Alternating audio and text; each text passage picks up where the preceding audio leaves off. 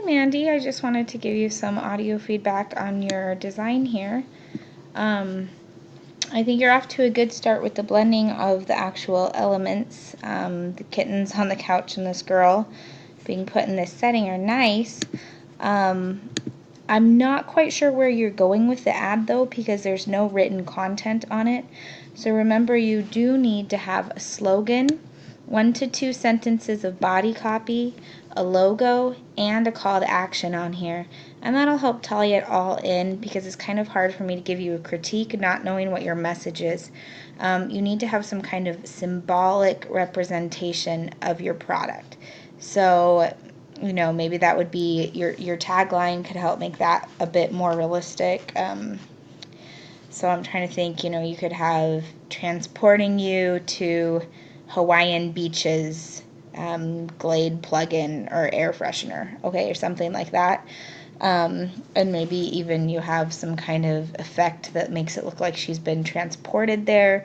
You need to do something to make it not look literal. It needs to be a symbolic representation of the idea. And that can be one of the trickier aspects of this assignment.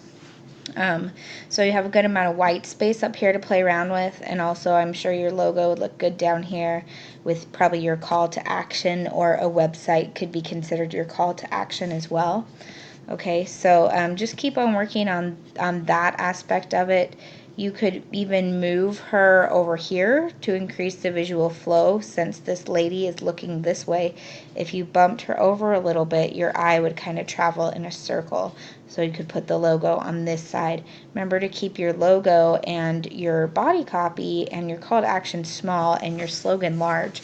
And one of the big aspects of this is your typography. So once you get that on there, remember to have some real nice contrasting typography. That's going to help a lot. With your logo, you're going to want to find a PNG file, PNG file, and those usually will have a transparent background. So placing it onto your design is going to make it instantly look kind of fresh and a lot more professional as well, with a transparent background for the logo. Okay, so right now you have about half of the minimum requirements on here. Make sure you get those other elements so you get more points for minimum requirements, because that will pretty drastically affect your grade if you don't have those on there. Okay, so you're heading in the right direction, just about halfway there with the minimum requirements. Finishing that part is pretty important. Okay, so feel free to let me know if you need anything. Thanks, Mandy.